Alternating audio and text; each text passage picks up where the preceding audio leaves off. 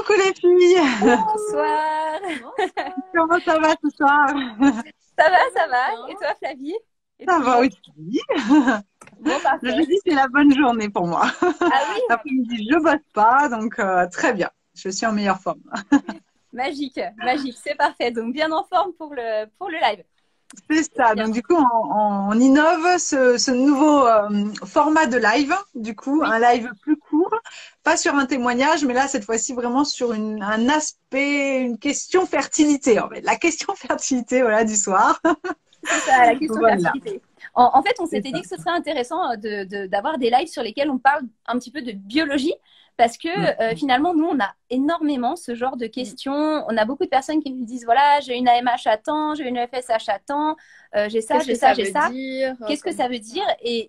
Et pour nous, c'est toujours assez difficile de répondre comme ça de façon individuelle parce que il faut prendre les choses dans un contexte et il faut bien comprendre les tenants et aboutissants des choses. Et c'est vrai que le premier sujet qu'on voulait couvrir, d'ailleurs, c'était aussi ta suggestion, Flavie, Oui. c'était voilà, c'était l'AMH parce que l'AMH en fertilité, c'est la mesure qui fait peur, en fait. Tout Vraiment, à ça fait fait. peur. Et moi, je l'explique souvent en consultation à mes patients, mais j'ai pas toujours l'occasion de l'expliquer. Et je trouve ça dommage parce que souvent en fertilité, elle est mal expliquée, elle est mal interprétée, et ça fait super peur pour finalement Rien. peut-être, alors pas rien, mais Ouais, pas grand-chose en fait. Oui, Hein. pas. ça veut pas Ouais. tout dire. Ça veut pas tout dire. Alors, c'est pour ça que moi, déjà, le message que je voulais te transmettre, c'est que ce soir, on va essayer de découdre un petit peu ce qu'est la MAH, comment elle est produite, ce que ça représente exactement et pourquoi aussi ce n'est pas l'indicateur de fertilité numéro 1 et le seul indicateur de fertilité. Parce que souvent, quand on a une AMH effondrée, on parle tout de suite d'insuffisance ovarienne. Alors, c'est un des critères de l'insuffisance ovarienne, mais ce n'est pas le seul critère. Pour avoir une insuffisance ovarienne, Ouais. logiquement, il faut avoir une FSH très élevé. C'est-à-dire qu'il faut avoir plusieurs contextes corrélés, en fait. Il faut avoir un comptage des follicules en trop diminué, il faut avoir une FSH élevée et il faut avoir une AMH effectivement abaissée. Donc l'AMH, c'est une des valeurs dans tout D'accord. le Ouais. tableau. Et en fait, ce qu'il faut comprendre, parce que si on comprend comment c'est produit, on comprend mieux justement à quoi ça sert, l'AMH. Donc, vous le savez, quand on va ovuler, en fait, et quand on prépare nos ovocytes, on les prépare dans des petites poches qui s'appellent des follicules. Ouais. Et d'ailleurs, quand on va ponctionner, lors d'une FIV, on ne va pas ponctionner l'ovocyte, on va ponctionner le follicule qui contient l'ovocyte au milieu, qui contient plein de cellules autour. Et dans les cellules qui sont autour, on a on a une grosse masse de cellules qui s'appelle la granulosa. Je ne sais pas si vous avez déjà entendu parler de ça. Ouais, j'en ai entendu parler du mot, mais après, pas autant dans le détail. Alors, la granulosa, c'est une masse cellulaire énorme, active en fait dans la production hormonale. Et c'est cette masse cellulaire qui produit l'AMH. Et en fait, la granulosa commence la production d'AMH au moment des follicules pré-antraux. Donc, les follicules pré-antraux, c'est les follicules qui sont là à peu près 85 jours avant d'être ovulés. C'est-à-dire qu'on sait qu'on a une réserve finalement d'ovocytes immatures qui est là pour une vie entière. Puis cette réserve, tous les jours, en fait, c'est même pas tous les mois, c'est tous les jours, on va prendre des follicules dedans, puis on va les faire rentrer en maturation. Et quand ils vont arriver, à peu près 85 jours avant l'ovulation, ils vont commencer à constituer cette granulosa qui va commencer à produire de l'AMH. Et en fait, évidemment, plus on a de follicules pré-antraux, plus on va produire d'AMH. C'est pour ça que l'AMH, on la considère comme un indicateur de la réserve ovarienne, parce qu'en réalité, si on a une quantité massive de follicules pré-antraux, on va avoir un taux d'AMH fortement augmenté. Et ça prédit que quand on fera la prochaine FIV, quand on va faire une prochaine stimulation pour une FIV, je spécifie bien parce que je veux dire autre chose après, quand on va faire une stimulation pour une FIV, on obtiendra en fait le résultat en termes de quantité d'ovocytes est corrélé en général à la valeur de l'AMH. C'est-à-dire que l'AMH, c'est un indicateur d'une seule chose, une seule chose. Ce n'est pas un indicateur de fertilité générale. C'est un indicateur du nombre d'ovocytes qu'on va obtenir en stimulation FIV, en fait. Même pas en stimulation pour une insémination intra-utérine, juste en stimulation pour une FIV. Et c'est la seule chose sur laquelle on a trouvé des corrélations avec l'AMH. Parce que, par exemple, le taux d'AMH n'est pas du tout corrélé aux chances de grossesse spontanée. Et ça, plusieurs études l'ont montré. En ayant une AMH plus basse, on n'a pas forcément moins de chances de succès dans une grossesse spontanée. On a juste moins de chances d'avoir une grosse quantité en fait de follicules lors d'une FIV. On n'a pas non plus moins de chances de grossesse dans une insémination intra-utérine. Et ça, c'est vrai que c'est curieux parce que parfois, même dans les inséminations intra-utérines, les médecins le prennent comme critère, alors que finalement, quand on regarde les études qui ont été faites, il n'y a aucune corrélation n'a été montrée entre le succès d'une insémination et le taux d'AMH. C'est surprenant quand même, hein, franchement. Mais parce que du coup, pour les inséminations, on cherche à avoir qu'un seul follicule ou deux, quoi, c'est ça? En fait, l'AMH, c'est une donnée qui est importante quand on cherche à avoir de l'extra-physiologique. Voilà. Beaucoup de follicules. Quand on cherche à avoir beaucoup de follicules, beaucoup d'ovocytes, beaucoup de quantité. Et c'est vrai que c'est prédictif d'un bon résultat en termes quantitatifs. C'est pas prédictif d'un bon résultat en termes qualitatifs. Et attention, c'est même pas prédictif du nombre de naissances suite à une FIV. C'est-à-dire que c'est pas parce qu'on a une AMH finalement plus haute qu'on a de meilleures chances de naissance à l'implantation d'un embryon, en fait. Et c'est vrai que souvent, il y a une espèce de confusion avec l'AMH parce que moi, j'entends souvent des femmes me dire « mais j'ai une AMH effondrée, donc je vais avoir des problèmes d'implantation ». Mais pas du tout, parce qu'en fait, l'AMH... Non, c'est pas... Ouais. Mais rien à voir, à voir avec l'implantation. Parce qu'en fait, l'implantation, elle est dépendante de la progestérone. La progestérone, elle est produite par le corps jaune pendant les 2 premiers mois de grossesse. Après, c'est le placenta qui prend le relais. Mais pendant les 2 premiers mois de grossesse, elle est produite par le corps jaune. Et le corps jaune, c'est le corps jaune d'un follicule. Et chaque follicule produit quasiment la même quantité de progestérone. Donc, l'AMH n'est pas un indicateur d'implantation, n'est pas un indicateur de taux de succès de grossesse, n'est pas un indicateur de risque par rapport aux fausses couches et n'est même pas un indicateur de chance de succès dans les grossesses spontanées. C'est pour ça qu'il ne faut pas se fixer que sur ce taux en fertilité. C'est dangereux, ça vous casse le moral pour rien. Parce que en réalité,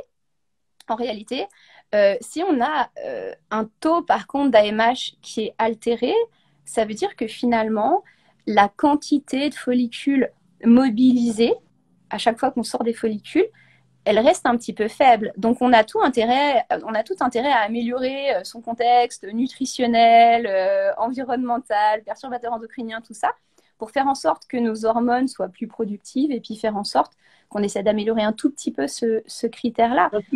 Du coup, est-ce que l'AMH... Du coup, on peut le modifier. C'est vrai qu'en fait, on a l'impression qu'avec l'âge, du coup, ça chute forcément parce que plus on avance, plus ça baisse du coup. Mais je sais qu'il y a des filles qui arrivent à, bon, ça double, enfin, c'est pas non plus foufou, mais ça arrive à remonter quand même. Alors, ça arrive à remonter. Et d'ailleurs, en fait, c'est un sujet très curieux parce que je pense qu'on en avait parlé, mais nous, quand on a créé le programme, on a eu 2 phases de tests. On a eu une phase où on a eu des premiers couples de testeurs, peu de couples. La première phase, on avait 3 couples de testeurs, et la deuxième phase, on avait près de 30 couples de testeurs. Et en fait, donc, c'était des couples qu'on suivait de près parce que nous, on voulait vraiment voir l'impact de nos programmes. Puis dans ces couples-là, on avait des couples qui étaient en situation d'insuffisance ovarienne, mais pour être tout à fait transparente, on leur avait rien promis. Parce que moi, je me sentais hyper mal à l'aise de dire oui, dans l'insuffisance ovarienne, moi-même, j'avais une vue très fataliste au début, en fait, de l'insuffisance ovarienne, parce que je me disais que c'était vraiment le contexte dans lequel on allait avoir du mal à agir. Et j'avais du mal même à promettre même un tout petit peu des résultats sur ce contexte-là. Et puis finalement, on a quand même intégré des couples qui étaient en insuffisance ovarienne. Et c'est vrai que sur ces couples, on a constaté une augmentation de leur AMH, mais pas forcément des petites augmentations. Des fois, on a eu des doublements, des triplements de l'AMH, dosés dans le même laboratoire, dosés au même jour du cycle. Et là, avec Alba, on se disait « Ouais, mais c'est trop génial, on arrive à découvrir la solution. C'est trop bien et tout. » On était au taquet. Et du coup, on en a parlé quand même à nos conseillers médicaux, aux médecins avec qui on travaille. Et en fait, tout de suite, ils nous ont dit « Ouh là là, il faut rester prudent. » parce que, en fait, l'AMH, c'est une hormone, c'est très labile. Les hormones, ça bouge beaucoup quand on dose. Vous l'avez déjà vu pour toutes celles qui font des dosages hormonaux. Vous dosez un taux d'hormone à J3, vous le redosez à J4, il y a des variations pas possibles. Même des fois, quand on dose la progestérone pendant la grossesse, on se fait super peur parce que d'un coup, elle chute, puis elle remonte. Et puis, enfin, les dosages hormonaux, c'est pas fiable. C'est vraiment pas fiable. Il faudrait doser toujours à la même heure. Enfin, il faudrait avoir des critères de dosage très, très rigoureux. Et donc, l'AMH, étant une hormone, c'est peu fiable en termes de dosage. Et donc, c'est vrai que nos médecins nous disaient, oui, alors ça, il faut vraiment pas trop en parler, de l'augmentation de l'AMH, parce que probablement que c'est genre un peu, peut-être le coup de chance. Bon, on l'avait quand même sur beaucoup de couples, mais le coup de chance. Et puis finalement, maintenant, on a quand même beaucoup, beaucoup plus de recul et on s'aperçoit qu'à peu près 8 femmes sur 10 ont quand même une amélioration de leur AMH avec les programmes. Et pour être tout à fait transparente, on ne sait pas ce que ça veut dire. On ne sait pas ce que ça veut dire et on ne sait pas ce que ça implique parce que on ne pourrait pas dire, tiens, l'AMH augmente, ça veut dire que la réserve ovarienne a augmenté. Non. Mais par contre, nous, ce qu'on a pu observer, c'est que chez ces femmes qui ont eu une amélioration de leur AMH, quand même, dans la majorité des cas, on a eu des grossesses derrière, et très souvent des grossesses qui n'étaient pas des grossesses FIV, c'est-à-dire qu'on a eu des grossesses spontanées, et on a eu des grossesses aussi en insémination intra-utérine sur des taux d'AMH qui étaient vraiment très, très effondrés à la base et qui étaient remontés entre-temps.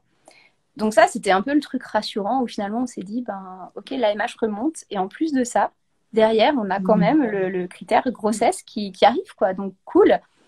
Alors c'est vrai que, franchement, aujourd'hui, nous, on veut pas promettre ça, ce serait aberrant, on veut pas mentir à nos utilisateurs et leur dire ça va être merveilleux, vous allez doubler votre AMH, mais on l'a vu, bon espoir que ça puisse être. Ah oui, il n'y avait plus le son, pardon. Je sais pas, il y a eu un bug de 10 secondes. Je sais pas, ça a bugué. Pardon. On a bon espoir, en tout cas, que ça évolue dans ce sens-là. Et comme tu dis, il y a effectivement des filles qui constatent que leur AMH remonte.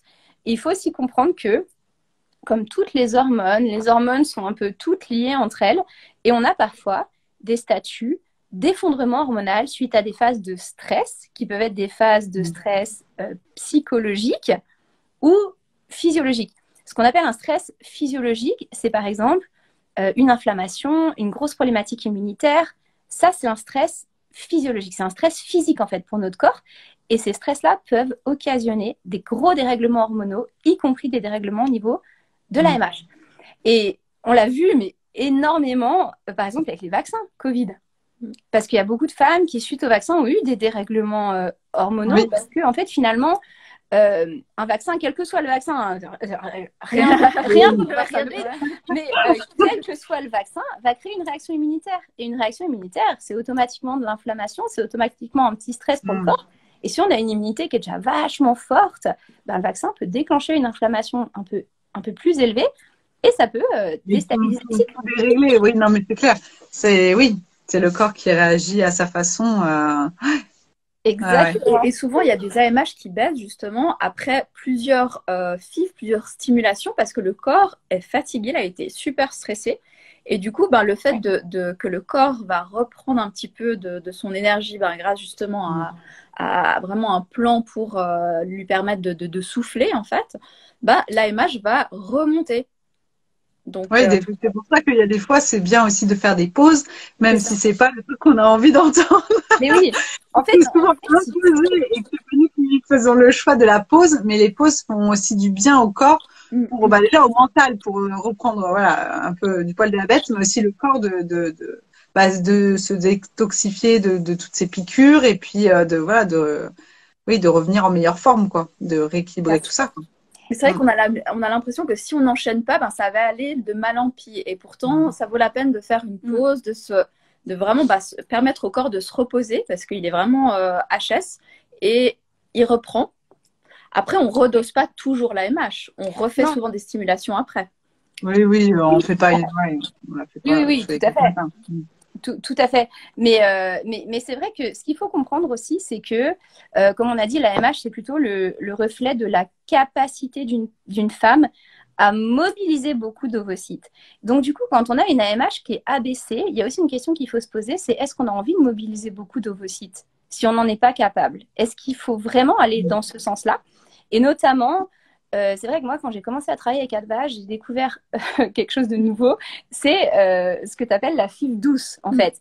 C'est-à-dire des FIV, mais sur lesquelles on va faire des stimulations qui vont être légères, qui vont être intermédiaires entre une stimulation limite d'insémination et une stimulation de FIV, mais vraiment, vraiment très intermédiaire, très légère.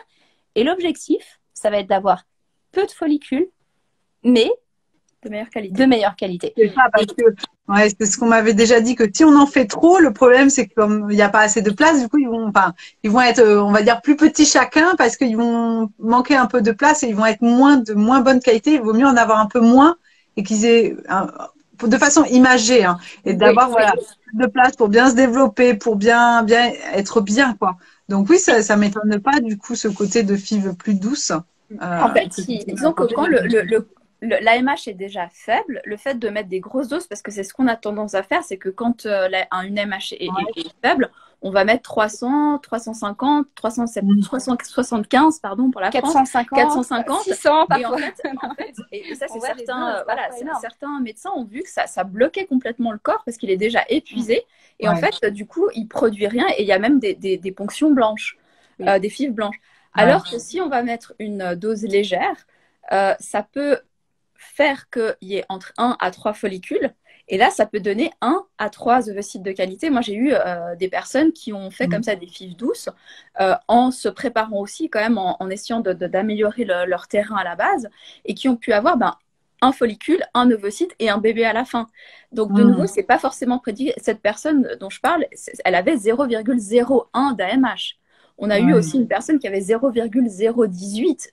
Enfin, c'est vraiment des chiffres qui sont où c'est quasi et c'est vrai que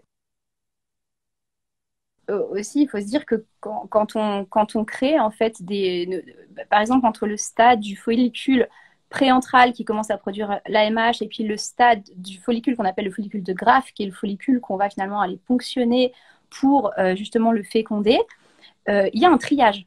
En fait, on a beaucoup de follicules au début, puis on les trie, on garde les meilleurs en quelque sorte, on garde les meilleurs, ceux qui ont le plus de potentiel, et finalement, plus on produit de follicules, plus on disperse le potentiel aussi, et ça, faut pas l'oublier, c'est-à-dire que c'est comme si on prend un gros sac avec plein de paillettes dedans, si on doit faire 30 petits sacs avec, il y aura moins de paillettes dans les 30 petits sacs que si on en fait 5. En gros, c'est un peu pour imaginer le truc, mais c'est que finalement, si on sait, en fait, l'AMH, c'est un indicateur du potentiel pas du potentiel de qualité de l'ovocyte, mais du potentiel de quantité d'ovocytes. Et si on sait que le potentiel, il est pas top, c'est pas grave, mais c'est juste qu'on va choisir une stratégie différente. Et c'est là qu'il faut être stratégique et se dire, mais finalement, qu'est-ce que j'ai déjà essayé? Qu'est-ce qui a fonctionné? Qu'est-ce qui n'a pas fonctionné? Comment mon AMH a évolué quand j'ai fait ces grosses stimulations? Est-ce que je ne devrais pas choisir un autre système de stimulation? Et surtout, ne pas partir défaitiste, parce qu'à partir du moment où on a l'embryon avec une AMH ABC, le travail de l'AMH est fini. Il est fini. Donc, il ne faut pas se stresser pour la suite. L'idée, c'est vraiment d'avoir des embryons de qualité. Puis, en fait, souvent, on voit cette espèce d'ambition d'avoir beaucoup d'embryons. Et ça, on peut le comprendre parce que ça donne un soulagement de se dire plusieurs chances. On a 7 embryons, c'est cool et tout. Mais en réalité, si on prépare bien le terrain pour avoir une bonne accroche et puis que finalement, on a un embryon qui s'accroche bien, qui donne une grossesse, et que la grossesse est évolutive, c'est parfait. Donc, et c'est vrai qu'on a eu des histoires comme ça qui étaient où finalement une personne lui disait voilà, ça fait 3 mois que je fais le programme et puis j'ai fait une FIV et j'ai obtenu que 3 follicules, alors que peut-être avant elle en obtenait 1 ou 2, donc ça n'avait pas augmenté méchamment, mais en tout cas c'était à peu près stable en augmentation au niveau du nombre de follicules la plupart du temps. Et souvent, les femmes étaient déçues. Puis nous aussi, on était un peu déçus parce qu'on aurait préféré qu'elles passent de 2 à 10, évidemment. Oui, oui. Mais on n'est pas non plus... voilà, c'était pas non plus très envisageable. Mais par contre, sur ces 3 follicules, souvent, il y en avait en tout cas 2. On a souvent eu 2 embryons. Et en fait, sur le premier embryon, il y avait déjà une grossesse. Donc, ça veut dire que déjà, il y a une grossesse en cours. Et il y a encore un embryon qui est vitrifié. Et puis, sur des FIV, parfois, où on a 10 embryons, on n'obtient même pas ça, en fait. Ah bah oui, non mais moi je suis le cas. Hein. En début de cycle, j'ai genre 18 follicules. Je suis là, ouais, j'avais un super truc. Finalement, il y en a que 12 qui sont ponctionnés. Et sur les 12, j'ai un embryon. Ouais. Ouais. Je me dis, mais, et là, j'ai des copines qui ont 4 follicules, elles sont déprimées de la vie et ça leur donne 4 embryons. Et là, t'es là. Ok, bon, bah, comme quoi, enfin, je veux dire. Alors, parle-nous du spermatozoïde, ouais, parce que aussi, il y a le côté spermatozoïde qui est super important parce que tu vois, ce que tu dis là aussi, c'est que souvent, quand on a une AMH effondrée, et ça, c'est une grave erreur, c'est qu'on se focus à fond sur l'AMH en se disant. C'est à cause de ça que ça fonctionne pas, c'est l'indicateur de fertilité, nanani, nanana, il y a une insuffisance ovarienne, c'est extrêmement grave. Et en fait, du coup, on met toute l'énergie là-dessus et on zappe complètement la qualité, par exemple, du spermatozoïde. Non, mais c'est vrai. Le truc, parce que si on a peu de follicules, peu d'ovocytes, il faut que de l'autre côté, il faut maximiser la qualité de l'ovocyte, mais du coup, il faut aussi que les spermatozoïdes soient super bons. Parce que on a peu de chance. C'est vrai que c'est plus facile d'avoir plusieurs ovocytes comme ça. On peut, si les spermatozoïdes sont pas top, c'est pas grave. On a plusieurs chances d'essai. On peut avoir plusieurs embryons. Mais là, on doit en plus potentialiser encore plus la qualité des spermatozoïdes. Et je voulais aussi parler, parce que peut-être tu vas en parler après, mais par contre, le fait d'avoir une AMH trop basse alors qu'on est relativement jeune. C'est-à-dire que l'insuffisance précoce. Est-ce que ça donne pas quand même un signe justement que le terrain est pas tout à fait top? Alors en fait, on ne sait pas d'ailleurs à quoi c'est dû, vraiment, les insuffisances ovariennes précoces. Il y a plein de pistes. On sait qu'il y a des pistes d'auto-immunité qui restent rares parce qu'on ne trouve pas forcément ce qu'on appelle des anticorps en fait. Mais une des pistes qui est évoquée, c'est effectivement la piste immunitaire sur des AMH effondrés. Et aussi des hypothèses en fait d'effondrement de système. Les effondrements de système, on les voit sur tous les systèmes hormonaux. Par exemple, quand on est exposé à un stress de façon chronique, on peut avoir un effondrement du système surrénalien, qui est notre système hormonal de survie, par exemple. On peut avoir un effondrement du système thyroïdien. On peut avoir des blocages du système hypothalamo-hypophysaire. On le voit, en fait, c'est des effondrements de systèmes hormonaux. On le voit sur quasiment tous les systèmes hormonaux, dans des choses très spécifiques. Et en général, on arrive à s'en sortir. Un effondrement surrénalien, ça se remet en place. On arrive à relancer le système. Alors, c'est pour ça que moi, quand je vois des AMH effondrés, je me dis, mais comment on pourrait ne pas y arriver? Ok, il y a un système qui s'effondre de façon trop précoce, mais vu que ça s'effondre de façon trop précoce, c'est qu'il y a quand même un manque de ressources. Il y a eu quelque chose qui a bloqué ce système, qui a fait en sorte qu'il était plus prioritaire, parce qu'aussi la fonction reproductive, dans l'ordre des fonctions prioritaires du corps, c'est pas non plus la fonction la plus prioritaire. Il y a d'autres, notre organisme, il a d'autres priorités. L'immunité, c'est beaucoup plus prioritaire. La résolution d'une inflammation, c'est bien plus prioritaire. Et la résolution, par exemple, la production d'hormones de survie. Aujourd'hui, les hormones de stress, en fait, on ne produit pas vraiment d'hormones de gestion du stress parce qu'on n'est pas fait pour être stressé. De façon primitive, on n'est pas spécialement stressé. Maintenant, on l'est. Mais du coup, on n'a pas un système super efficace pour ça. Et le système qu'on utilise pour la gestion du stress, c'est un système qui, normalement, est associé à des mécanismes de survie et qui est un système extrêmement violent. Et donc, du coup, quand on est en stress chronique, en fait, notre corps, il met en place des mécanismes de survie. Il accélère le rythme cardiaque, il tend nos vaisseaux sanguins, il va augmenter justement notre fréquence respiratoire. Donc, en fait, on va avoir des réflexes de survie. Et puis, on imagine bien que si on est dans une configuration de survie, on va abaisser tous les autres systèmes. On va abaisser la digestion, on va abaisser le système reproductif, on va abaisser le fonctionnement de la thyroïde. Et là, on est complètement néfaste à la fertilité, clairement. Donc, en fait, pour revenir sur ce que disait Adva, c'est vrai qu'au niveau de la MH, pour moi, l'insuffisance ovarienne précoce, on la voit vraiment dans un contexte souvent d'effondrement de système, avec parfois, par exemple, des restrictions graisseuses trop importantes, et du coup, les systèmes hormonaux n'arrivent plus à marcher parce que le système hormonal, il fonctionne avec les graisses principalement, donc les systèmes n'arrivent plus à fonctionner correctement. Des carences majeures, des carences par exemple en vitamines liposolubles. Les vitamines liposolubles, elles sont essentielles au fonctionnement des systèmes hormonaux aussi, donc des carences massives, ça peut bloquer des systèmes, ou justement des déviations de système, ce que je disais par rapport au stress, c'est-à-dire que l'énergie est occupée ailleurs, il y a une priorité ailleurs. Et du coup, c'est vrai que tout ça, nous, on le recherche. Tu as vu, Flavie, on recherche un petit peu tout ça dans les programmes. On recherche justement s'il y a des mécanismes de stress, de survie, tout ça qui sont en place. On recherche des carences. Et on recherche des situations à risque, en fait, d'effondrement. Et l'idée, c'est de corriger tout ça, évidemment, ou de donner des pistes, en tout cas, pour corriger. Comme on disait, c'est pas de, enfin, c'est de trouver la cause, en fait, et pas forcément d'apporter le médoc miracle. Voilà, c'est d'essayer de remonter, voilà, à la cause principale et d'essayer de remédier plutôt, voilà, au tout début, qui fait que derrière, voilà, ça va pouvoir, délier des choses, quoi. Donc, moi, c'est ce côté-là que j'aime beaucoup, quoi. C'est, voilà. Voilà, c'est-à-dire que nous, dans les programmes, on va s'attarder. Il y a un truc.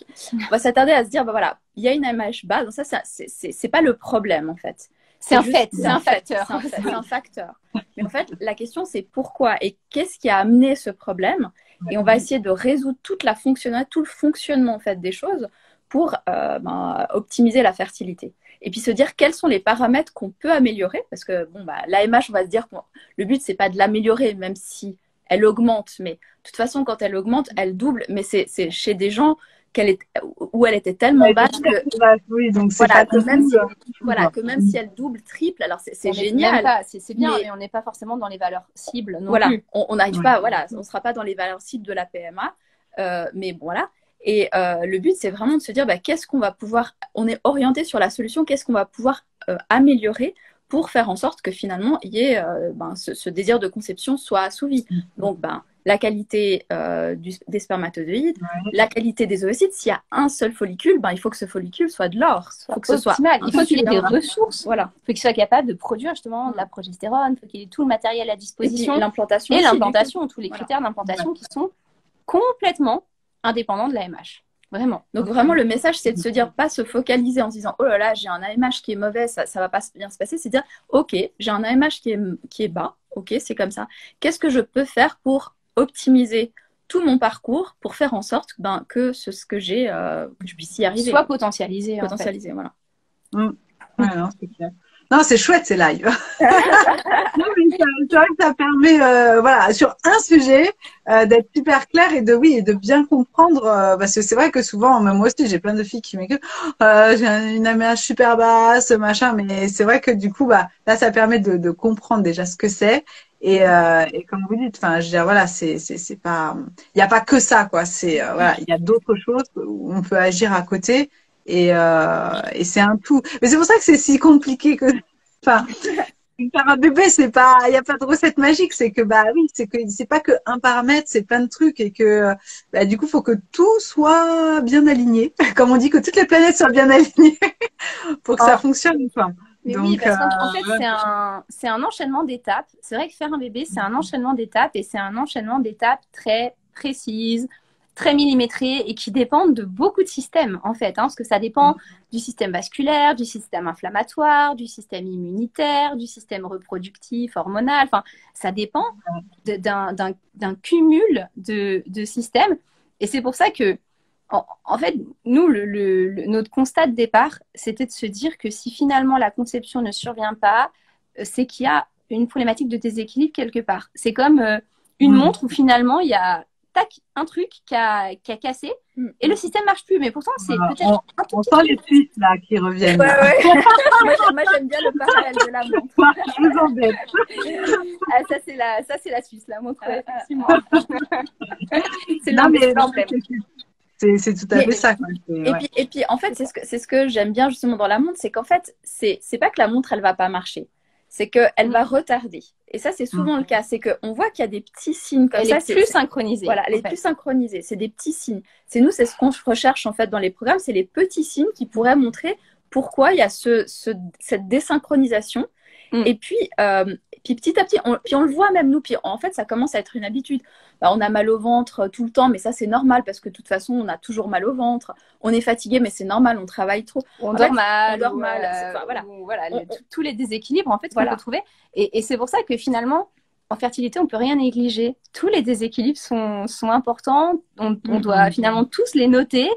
Et se dire, ok, mais en fait, ce déséquilibre, il a quoi à voir finalement avec la fertilité? Peut-être qu'il fait baisser de 5 ou 10% la fertilité, mais si encore l'autre déséquilibre fait baisser de 5 ou 10%, puis l'autre encore fait baisser de 5 ou 10%, voilà, tu fais le cumul, c'est juste mathématique, tu dis, bon, ok, il y a trop de quantité de déséquilibre, le vase déborde, faut vider, quoi. Et en fait, c'est vraiment tout le challenge en fertilité, hein, c'est de trouver les bons, les bons impulseurs et les bons leviers pour chaque personne et pour chaque objectif aussi. C'est ça.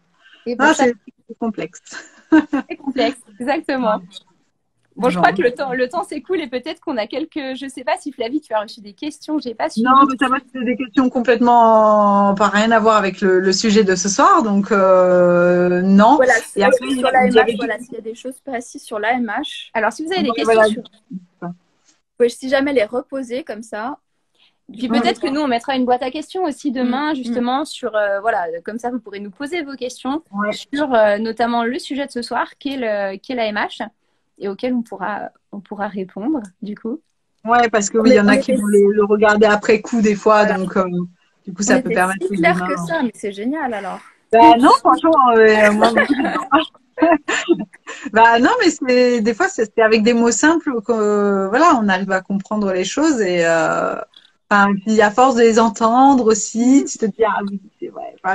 Des fois tu as des déclics mais au bout d'un moment quoi. Oui. C'est clair. Donc voilà. Alors, ça y est, là, les questions arrivent. Quelle est l'AMH cible pour une FIV? Mais ça, les filles, ça dépend de votre âge, ça dépend. Enfin, là, il n'y a pas de chiffre. Alors, ça dépend de l'âge. En fait, ce qu'on aimerait avoir en termes d'AMH, au moins pour aller sur une FIV, et d'ailleurs, c'est un des critères d'acceptation aussi de la FIV dans certains pays ou dans certains centres. Parce que si la MH est trop basse, on sait que la réponse ne va pas être suffisante et même qu'on risque de fatiguer l'ovaire. C'est ce qu'on disait tout à l'heure, on risque de trop le fatiguer. Donc, le critère de base, c'est qu'on essaie d'être au-dessus de 0,75 nanogrammes par millilitre. 0,75. Pour les Belges et les Suisses. pour les Belges et les Suisses, 0,75. Donc, 0,75 et au moins au-dessus de 0,5. Après, ça ne veut pas dire, quand on est en dessous, ça ne veut pas dire qu'on ne va pas non plus avoir de réponse dans une FIV, mais ça va permettre de choisir quel serait le protocole en fait idéal. C'est-à-dire que dans ce cas-là, peut-être qu'il vaut mieux choisir une stimulation beaucoup plus douce et pas trop pousser l'ovaire, voir ce que ça donne en stimulation douce et vraiment préparer son potentiel avant. Parce que s'il y a un conseil qui est super important quand on va faire une FIV avec une AMH basse, c'est de préparer le terrain. On sait qu'on ne va pas avoir 10 millions de possibilités de faire une FIV. On risque de perdre en capacité à chaque stimulation. Et ça, il faut vraiment l'intégrer et se dire que l'objectif, c'est d'avoir des embryons. Donc, il vaut mieux se donner 3 mois de préparation, 3 mois pour préparer sa FIV, avec justement le mode de vie, les programmes en l'occurrence, ou voilà, des changements du mode de vie, de vraiment préparer l'alimentation, la complémentation, de mettre des choses en place. Du stress. Pendant 3 mois. Et au bout de 3 mois, on va en FIV sur un mode de FIV qui est adapté. Et là, on devrait obtenir de très bons résultats, logiquement. Et les spermatozoïdes, pour ne pas oublier. Hein. Et les spermatozoïdes. Pour monsieur et madame. Hein. Donc ça, c'est vraiment un message, c'est que AMH basse, c'est pas vous le problème, c'est le couple qu'il faut vraiment traiter. Bon, de toute façon, hein, toujours. Hein, nous, vraiment, on veut, c'est traiter le couple. Et puis un bébé, ça se fait à 2. Enfin, voilà, si c'est un projet de couple. Hein. Et en plus, quand il y a une AMH basse, c'est encore plus important. Ouais. Ça a moins de chance. Ce que je voulais rajouter, c'est pour ça que voilà, dans certains centres PMA, il y a vraiment une vraie pause entre 2 ponctions. Parce que, mais là, je le comprends ce soir, tu vois. On a envie d'enchaîner, mais que voilà, c'est sûr que entre des transferts, des techniques, il n'y a pas de souci. Moins grave parce que du coup, les embryons sont déjà là. Donc, bon, et logiquement, les stimulations sont un peu plus faibles, donc ton corps s'épuise un peu moins, mais bon, quand même. Mais c'est sûr qu'entre 2 ponctions, on peut pas enchaîner, la ponction elle marche pas, enfin on peut pas réenchaîner direct. T'as déjà épuisé ton corps avec des stimulations de fou. Il faut refabriquer ta réserve, tout ça, repartir à 0. Enfin, donc voilà, peut-être que ça permettra de rendre des filles moins tristes. Parce que aussi, il faut considérer que quand on a un résultat d'AMH effondré, tout dépend comment on nous présente le résultat. Mais si finalement le discours médical, c'est de dire vos chances de grossesse sont faibles, vous êtes en insuffisance ovarienne, ça va être compliqué. C'est vrai que des fois, il n'y a pas forcément de pincettes quand le résultat est donné. Et l'impact sur une femme qui a un désir de devenir maman, en termes de stress, il est énorme. Et nous, on le voit en permanence, des femmes qui nous écrivent et qui nous disent, je viens d'apprendre que j'ai un taux d'AMH effondré, je suis au bout du bout du bout, et qui sont dans un état catastrophique, alors que nous, on sait que l'AMH, c'est pas le seul indicateur de fertilité. C'est loin d'être le seul. On a même vu, moi j'ai vu des grossesses sur des AMH indétectables, des femmes chez qui on n'arrivait même pas à doser l'AMH tellement il n'y en avait pas. Et elles sont mamans. Donc, je crois qu'à un moment donné, c'est important aussi de se dire que il faut prendre du recul par rapport à ces résultats, prendre aussi les bons renseignements, comprendre comment ça fonctionne, c'est quoi l'AMH, c'est produit comment, ça marche comment, c'est le reflet de quoi, et c'est pas le reflet de la fertilité. Une AMH, c'est pas le reflet de l'intégralité de la fertilité. C'est, comme on a dit, de la réponse à une stimulation sur une FIV. Or, la fertilité, c'est pas que la FIV. Il y a aussi et ce qu'il faut savoir aussi, c'est qu'on ne dose pas l'AMH chez les femmes qui peuvent avoir des enfants, en fait. Qui ont des enfants facilement. On sait peut-être que certaines ont des AMH très bas, puis on ne saura jamais. Oui, non, mais c'est clair. C'est quelque chose qu'on fait en PMA parce que finalement, c'est pour savoir qu'est-ce qu'on va utiliser comme protocole. C'est vraiment pour ça qu'on a besoin. Et là, j'en ai une justement qui témoigne, qui dit 0,1 de AMH et j'ai pu faire des FIV en France, mais ça a marché en insémination. Donc voilà, ça reprend bien. Voilà, des fois, ça vaut mieux. C'est ce qu'on a eu. C'est une personne qui devait partir en FIV d'eau. Elle a demandé à faire une dernière insémination après avoir fait un programme. Et puis, elle a pu, avec une insémination, tomber enceinte. Donc, il suffisait juste d'améliorer la qualité, parce que finalement, la quantité, elle a eu qu'un ovocyte. C'est la qualité qui a vraiment été importante au niveau spermatozoïde et ovocyte. Et puis, ça fait un bébé. Oui. C'est ça. Donc, surtout pas qualité. C'est ça. Alors, pour tous ceux qui posent des questions, il y a plein de questions sur les trucs perso, vraiment genre, moi, j'ai une AMH à temps, blablabla. Et ça, on peut pas répondre ce soir. Enfin, genre, c'est pas une consultation médicale, les filles, je suis désolée. Donc, ça, c'est des questions complètement à part. Si vous voulez, savoir. Les filles, Adva et Virginie proposent des programmes pour vous aider. Donc, elles sauront vous renseigner. Mais là, on peut pas renseigner tout le monde. C'est pas possible. Par contre, il y en a une qui pose... À savoir que aussi, si vous voulez savoir si les programmes correspondent à votre profil, si justement ça peut, comment on peut vous aider avec les programmes, on propose aussi des appels d'orientation. Donc, vous pouvez aussi prendre rendez-vous pour comprendre comment fonctionnent les programmes, ce qu'on peut faire. Alors, le schéma idéal, en fait, ce serait plutôt d'aller sur notre site, si ce n'est pas encore fait, c'est de faire le Fertile Score. Parce qu'avec le Fertile Score, vous allez déjà voir peut-être quels sont les systèmes qui, chez vous, pourraient être déréglés et si un programme pourrait vous apporter un plus. Une fois que vous avez fait un Fertile Score, on vous propose de faire un appel d'orientation, notamment avec des personnes qui ont fait les programmes. Du coup, elles vous renseignent vraiment dans le cœur du truc et qui ont réussi. Vous pourrez poser vos questions et voir si justement ça correspond à votre profil et si on peut vous aider. Ouais, parfait. Et dernière question, du coup, il y en a une qui parle de et l'AMH trop haute. Genre, pour ceux qui sont à SOPK, qu'est-ce qu'on fait? C'est vrai qu'on n'a pas parlé de l'AMH. En plus, je m'étais noté d'en parler. Alors, merci franchement pour la question. L'AMH trop haute, en fait, c'est plutôt un signe de syndrome des ovaires polykystiques. Particulièrement dans le syndrome des ovaires polykystiques, on va avoir une production folliculaire hyper intense, une sortie folliculaire hyper intense. On le voit d'ailleurs dans les stimulations parce qu'on arrive à des quantités d'ovocytes parfois et de follicules parfois. 30, 40, un truc. Complètement hallucinante. Et donc, c'est plutôt un critère de syndrome des ovaires polykystiques. Ça veut dire que, en fait, on est toujours sur la même chose. L'AMH, elle reflète l'AMH entre J3 et J5 d'un cycle. Elle est corrélée au nombre d'ovocytes qu'on obtient à la fin de la stimulation FIV, en fait. Donc, plus elle est haute, plus on obtient d'ovocytes. Plus on a une AMH haute, plus on va avoir de follicules, mais par contre, plus on a de risques aussi d'hyperstimulation. Ça, c'est le risque qui est associé. C'est-à-dire que sur une AMH qui est très élevée, il va falloir modérer les traitements pour peut-être mettre le moins de doses possible. Alors ça se corrèle avec le poids, l'AMH, les antécédents de la personne. Mais en fait, il va falloir modérer les doses pour éviter les risques d'hyperstimulation et il va falloir vraiment surveiller les signes d'hyperstimulation, donc les douleurs ovariennes. Vraiment, il faut surveiller ça. Et encore une fois, c'est pas parce qu'on a plus de follicules qu'on va avoir forcément des follicules de meilleure qualité. C'est pour ça que dans ce cas, il faut plutôt faire des micro-stimulations, histoire d'avoir une quantité de follicules correcte, mais n'est pas excessive en fait. Ouais. Parce que du coup, la qualité n'est pas forcément bonne. Et puis ça, c'est ce qui s'est entraîné. Si c'est des ovaires polykystiques, on en parlera une autre fois, donc la problématique. Mais du coup, il y a plein de choses, la résistance à l'insuline, etc., qui font que y a une qualité d'ovocytes qui n'est pas au top. Donc on peut avoir, j'ai eu des personnes qui avaient 20-30 follicules ou même 20-30 ovocytes et qui à la fin n'avaient pas d'embryon. Donc c'est, comme disait Virginie, il n'y a pas de corrélation en fait avec un taux d'AMH élevé ou bas et le fait qu'on a un bébé à la fin.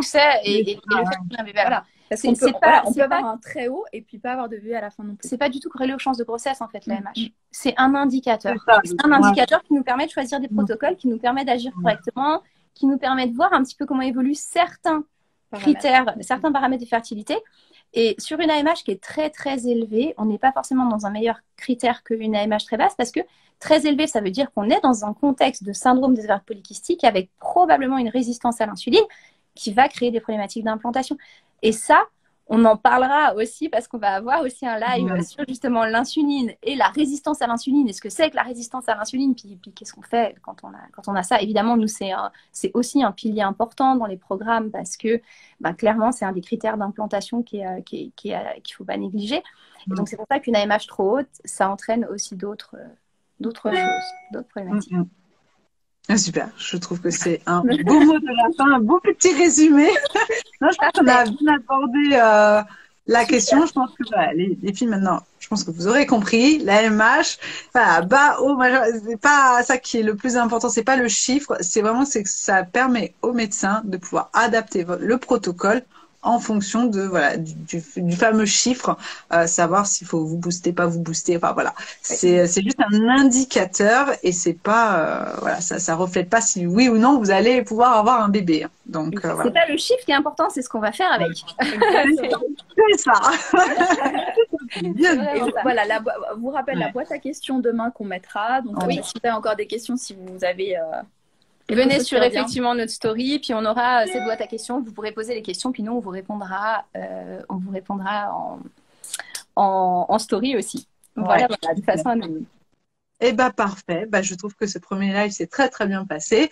Hâte d'en faire d'autres. Du coup, je trouve que c'est un beau petit format. Du coup, oui, le live sera en replay, comme tous mes lives. À chaque fois, vous les retrouvez dans la rubrique vidéo. Du coup, maintenant, Instagram a un peu changé. C'est plus les IGTV, c'est les vidéos. Enfin bon, voilà, vous les retrouvez. Donc, sans souci, vous pouvez les re-regarder et contacter du coup Virginie et Adva sur Fertiline, leur compte Instagram ou sur leur site internet si vous voulez plus d'infos personnalisées après par la suite. Voilà. Merci les filles, je vous souhaite une très belle soirée et je vous vois très bientôt. À bientôt. Allez, bonne soirée tout le monde. Merci d'avoir regardé cette vidéo jusqu'à la fin, on espère qu'elle vous a plu. Si c'est le cas, n'hésitez pas à partager, liker, nous laisser vos commentaires. À tout bientôt pour une prochaine vidéo.